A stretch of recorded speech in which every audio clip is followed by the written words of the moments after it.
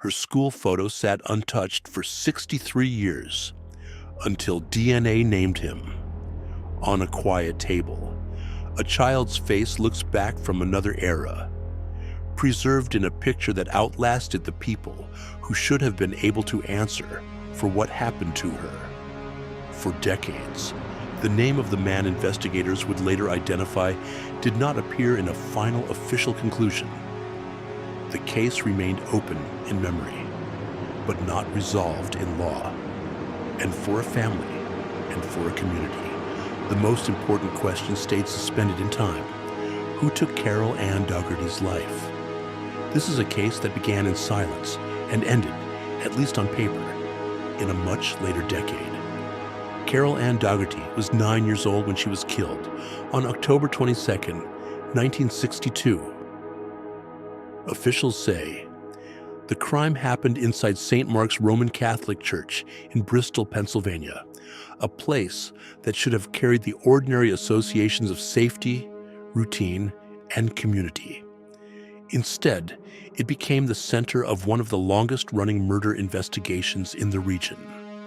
The public record is stark. Carol Ann was raped and murdered inside the church. Beyond that, careful language matters.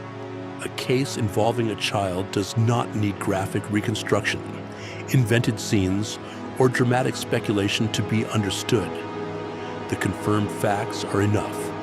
A 9-year-old girl was killed in a place where she should have been safe. The case went unsolved for generations. Then, 63 years later, officials said they had finally identified the man responsible. The object at the center of this story is not only a photograph. It is also the idea of an evidence bag, something preserved, sealed, and carried forward from one era of policing into another. Cold cases are often described as dormant, but dormant does not always mean forgotten. Sometimes a file waits because technology has not yet caught up to the questions inside it. Sometimes it waits because a lead is incomplete. Sometimes it waits because investigators believe there is still something left to learn, even when the years make that hope harder to defend. In 2025, a Bucks County grand jury investigation identified William Schrader as the perpetrator of Carol Ann Dougherty's murder. Schrader, however, was not alive to face prosecution. He had died in 2002 at the age of 63. That fact creates the central contradiction of the case. The official answer arrived only after the man named by investigators was gone. There would be no trial, no testimony from him in open court, no jury verdict after a modern prosecution.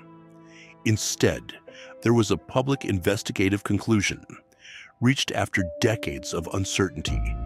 To understand the weight of that conclusion, the story has to begin with Carol Ann herself. She was 9 years old. That fact anchors everything else.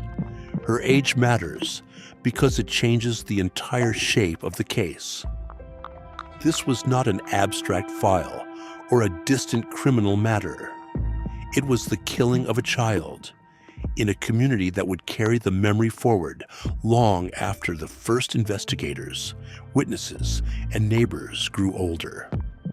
Bristol, Pennsylvania, is not just a location on a map here. It is where the loss happened, where the case began, and where the absence of an answer became part of local history. St. Mark's Roman Catholic Church stands as the location connected to the crime. The public record identifies it as the place where Carol Ann was killed on October 22, 1962. A church is associated with trust, community life, and ritual. That makes the confirmed location all the more disturbing. But the significance does not need embellishment. The cruelty of the crime is not made clearer by imagining details the record does not provide. It is made clearer by staying with what is known and by recognizing the life at the center of the file. After the killing, the case did not simply end. It stretched on. Years became decades. Leads that may once have seemed promising did not produce a final public resolution. The investigation remained connected to a question that could not be answered in the ordinary way. Who was responsible? And could that person ever be brought before the law? One important turning point came in 1994. William Schrader was extradited to Pennsylvania in connection with the case, but he was released without charge. That fact is one of the most significant moments in the timeline because it shows that Schrader entered the investigation in an official way long before the 2025 announcement. But the public record provided here does not fully explain what happened next. It does not establish what evidence was available in 1994, what investigators believed they had, or what they lacked. It only confirms that Schrader was extradited and then released without charge. That leaves a difficult question hanging over the entire history of the case. What changed between the original crime, the 1994 extradition, and the eventual identification in 2025? Why was there enough connection to bring Schrader to Pennsylvania in 1994, but not enough, at least publicly, to file charges? And what later developed that allowed officials to say, decades after that the case had been solved? There is another hard fact that deepens the legal and emotional complexity.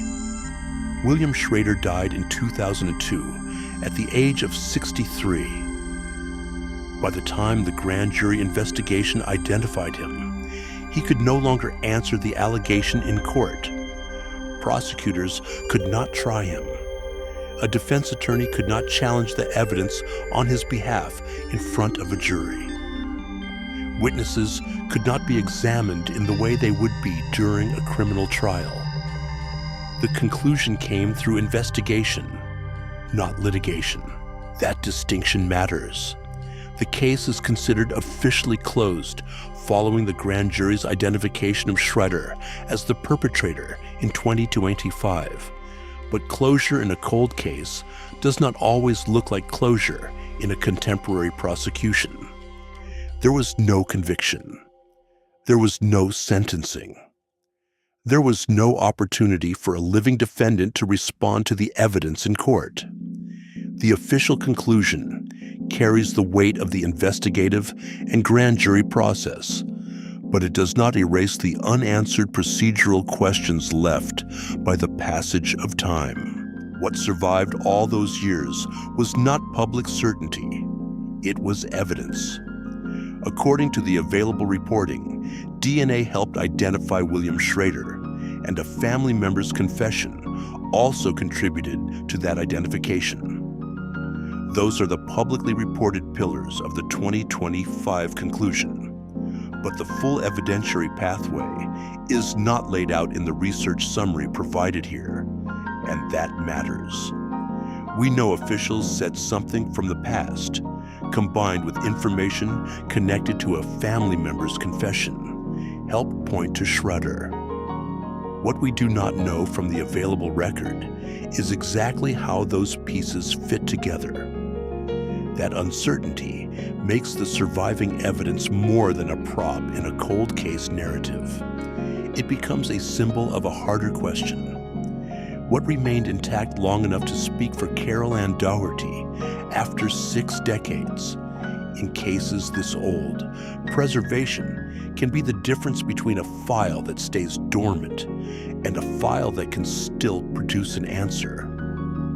But the public reporting summarized here does not explain the source of the DNA, the testing method, the database process, or the full chain of custody.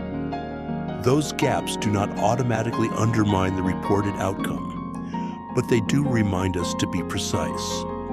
A case can be officially closed while some of the mechanics remain only partly visible to the public. The important point is not to overstate what the record does not say. It is to recognize the weight of what it does. A 1962 murder stayed unresolved for 63 years. Then, in 2025, officials said DNA evidence and a family member's confession contributed to identifying William Schrader as the perpetrator. That is a major investigative turn. It is also a carefully bounded one. The case was reported as solved, while the precise forensic road that led there remains unclear in the summary available here. By 2025, the legal meaning of the case had changed. Bucks County District Attorney Jennifer Shorn announced that a grand jury investigation had identified Schrader as the perpetrator of Carol Ann Dougherty's murder. Shorn described Schrader as an absolute predator. That phrase is attributed to the district attorney. It is not presented here as a separate court finding after trial. The official significance of the announcement was that investigators believed they had finally named the man responsible. But because Schrader had died in 2002, the announcement could not begin a prosecution against him. That reality changes the final frame of the story. For the public, the words "case closed" can sound like a door shutting with certainty. In practice, especially in an old case, it can mean something more complicated. It can mean investigators believe the evidence now supports an official identification. It can mean the family receives an answer that had been withheld by time, silence, and incomplete proof. But it can also mean there will never be the adversarial testing of a trial, never the public sequence of opening statements, witnesses, cross-examinations, verdict, and sentence. The long arc of the case reaches back again to 1994. Schrader was extradited to Pennsylvania in connection with Carol Ann's murder, but he was released without charge. That moment sits at the center of the unresolved middle. He was connected to the investigation once before, and then the matter stopped short of formal charges. The available record does not tell us why. It does not tell us what investigators hoped to prove then, what evidence they believed existed, or why prosecutors did not move forward. It only tells us that the case remained unresolved. So when officials identified Schrader in 2025, they were not starting from zero. They were returning to a file with history. A child had been killed in 1962. A man had been extradited in connection with the case in 1994. That same man had died in 2002. And in 2025, a grand jury investigation named him as the perpetrator. Those facts form the backbone of the story. But between them are long stretches the public record does not fully explain. That is where legal caution is not just a formality.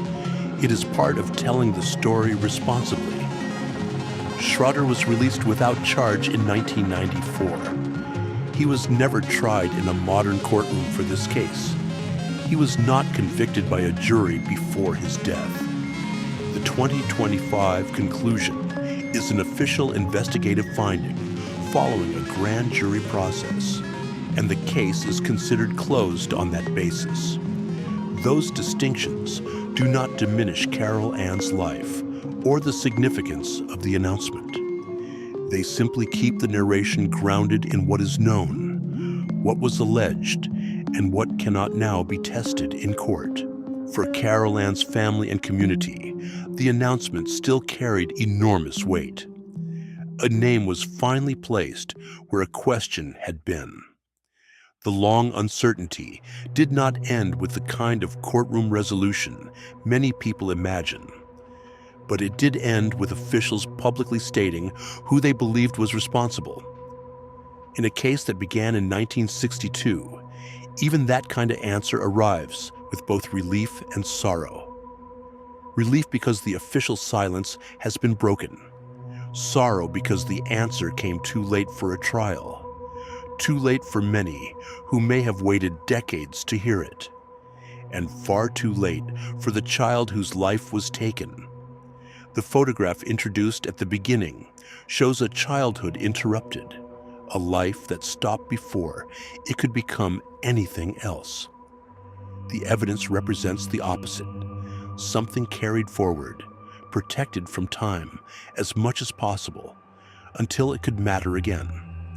Between those two images lies the entire history of the case: a child's face, a sealed file, a name raised before, then released without charge, a man who died before the final conclusion, and decades later, a grand jury identification that officially closed the case. Even after the 2025 announcement, unanswered questions remain. What exactly was missing in 1994? What evidence survived from 1962? How did the DNA evidence and the reported family member's confession fit together in the final analysis? The public record provided here does not fully answer those questions, and unanswered questions should not be treated as proof of anything beyond the limits of what has been disclosed. They are part of the record's silence, not a substitute for evidence. That is where this case leaves us, with a name, an official conclusion, and a long corridor of years that still holds pieces the public may never see. Carol Ann Dougherty's murder was officially identified after 63 years, but the time between the crime, the 1994 extradition, and the 2025 announcement still contains a story the public record has not fully told. In a case this old, the ending is never only about who was named. It is also about what remained hidden inside the years before that name was spoken. Follow Whispered Cases for a new case every week. Subscribe so you never miss one.